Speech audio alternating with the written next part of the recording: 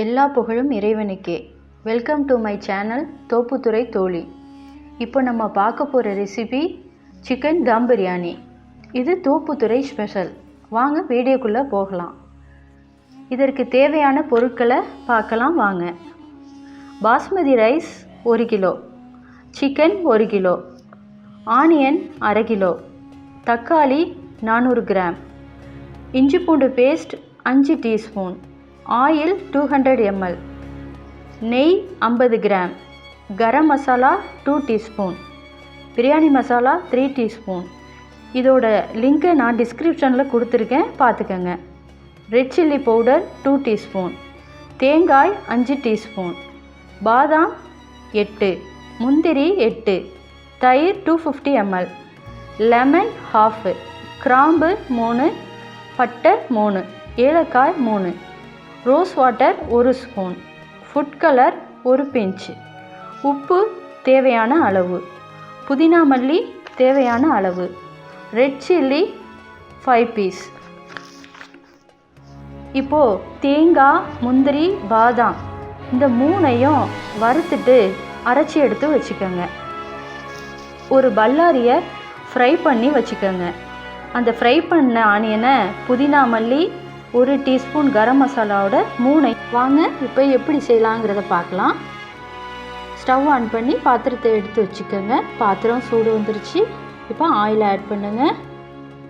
ஆயிலோட நான் கீயும் சேர்த்து ஆட் பண்ணியிருக்கேன். இப்போ சூடு வந்ததும் பட்டை, கிராம்பு, ஏலக்காய் இதை ஃப்ரை பண்ணுங்க.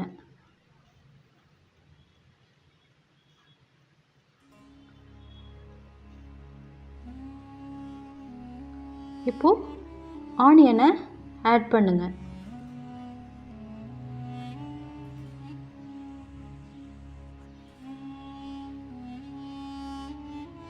ஆனியன் நல்லா வதங்கணும்.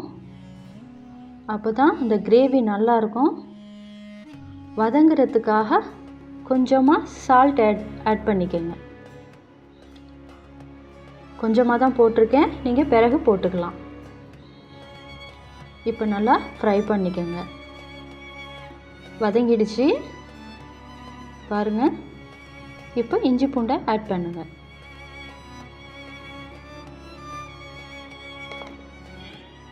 இஞ்சி பூண்டு பச்சை வாசனை போகும் வரைக்கும் வதக்குங்க.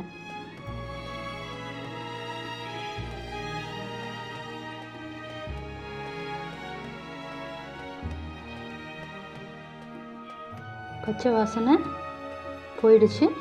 இப்போது தக்காளி ஆட் பண்ணுங்க.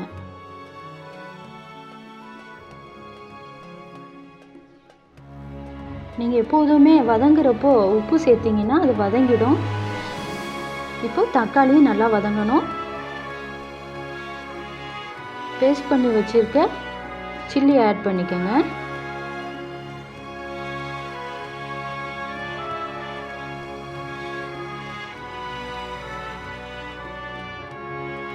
இப்போது 2 டீஸ்பூன் தனி மிளகாய்த்தூள் ஆட் பண்ணிக்கோங்க.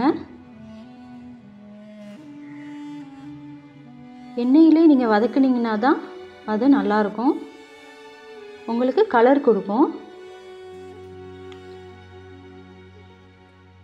எடுத்து சுத்தம் பண்ணி வச்சுருக்க சிக்கனையும் ஆட் பண்ணிக்கோங்க.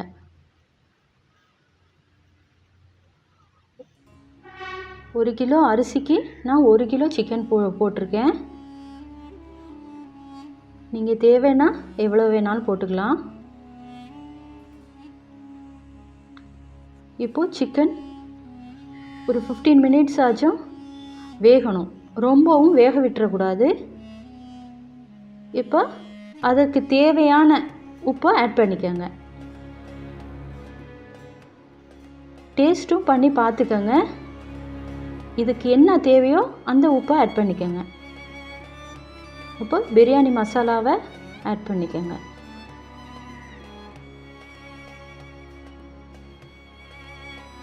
நல்லா கிளறி விட்டுக்கோங்க. கீழே அடி பிடிச்சிடக்கூடாது. இப்போது கரம் மசாலாவை ஆட் பண்ணுங்கள் 2 டீஸ்பூன்.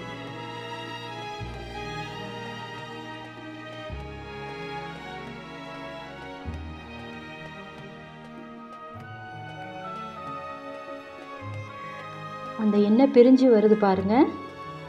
இப்போது வச்சுருந்த லெமன் ஜூஸை ஆட் பண்ணிக்கோங்க. தயிரும் ஆட் பண்ணிக்கோங்க.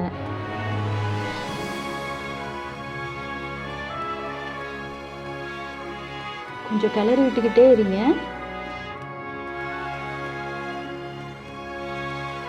இப்போது அரைச்சி வச்சுருக்க தேங்காவை ஆட் பண்ணிக்கோங்க.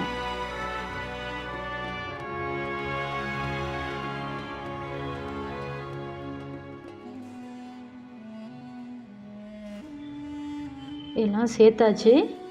இப்போது அப்படியே மூடி ஒரு 15 மினிட்ஸ் இருக்கட்டும். நம்ம அதுக்கு பிறகு திறந்து பார்க்கலாம்.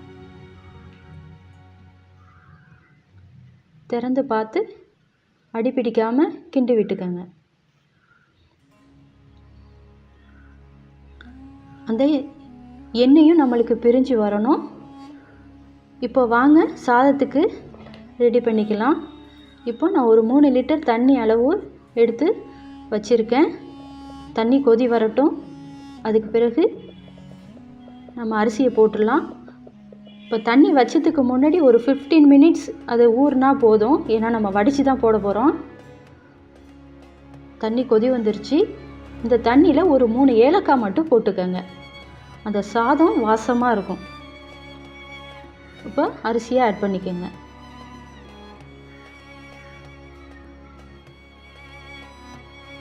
இதுவும் அரை வேக்காடு வெந்தால் போதும்.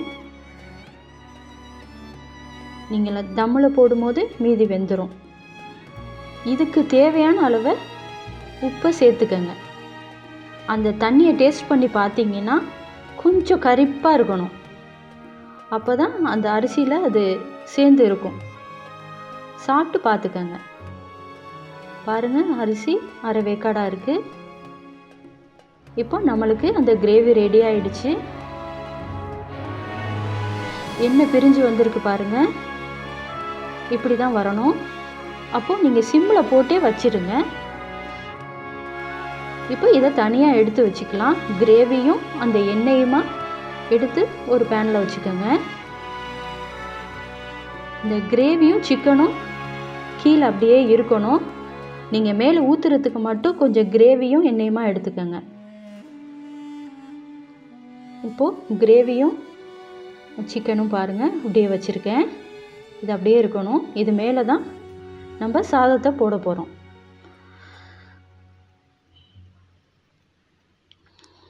இப்போ நான் சாதத்தை போட போகிறேன்.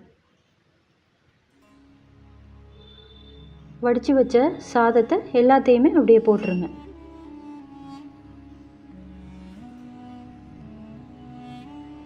இப்போ வச்சுருந்தோம் இல்லையா, அந்த கிரேவி மசாலாவும் அந்த எண்ணெயும் மேலே அப்படியே ஊற்றி விட்டுருங்க.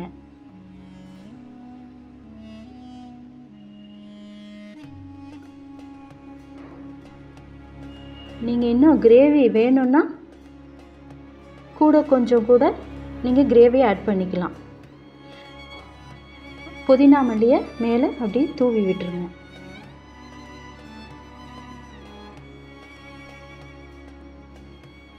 இது ஃபைனலுக்கு தான் நான் யூஸ் பண்ணுறேன்.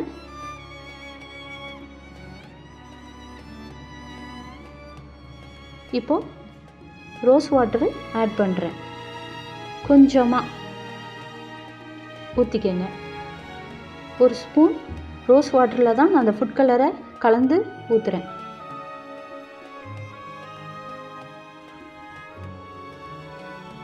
அப்போது ரெடி ஆயிடுச்சு. இப்போ தம்மில் வச்சிடலாம். இதுக்கு ஒரு தோசைக்கல்லை எடுத்து வச்சுக்கோங்க.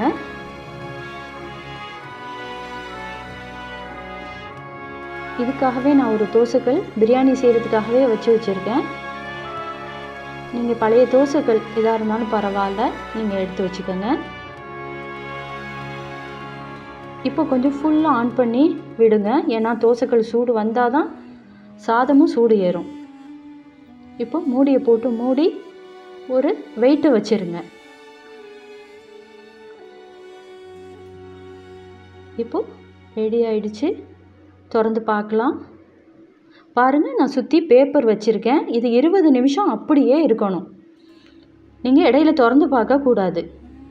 இதுக்கு டைம் 20 நிமிஷம். கொஞ்சம் சிம்மில் வச்சு அப்படியே வச்சுருங்க. இப்போ பாருங்கள், ரெடி ஆயிடுச்சு. இப்போது நீங்கள் சாதத்தை, மேலே உள்ள சாதத்தை கிளறி விடுங்க. கீழே அடியில் கிரேவி இருக்குது, நீங்கள் அதை எடுக்க வேண்டாம். சாதத்தை தனியாக எடுத்து வச்சுக்கிட்டு கிரேவியை தனியாக, சிக்கனை மட்டும் எடுத்து வச்சுக்கோங்க. அந்த மசாலாவை இதோட கலந்து ஃபுல்லாக எல்லாத்தையும் கலந்து விட்டுக்கோங்க. அப்போ நம்மளுக்கு ரெடி ஆகிடும் சிக்கன் தம் பிரியாணி. இது உங்களுக்கு பிடிச்சிருந்தா லைக் பண்ணுங்கள், ஷேர் பண்ணுங்கள், சப்ஸ்கிரைப் பண்ணுங்கள்.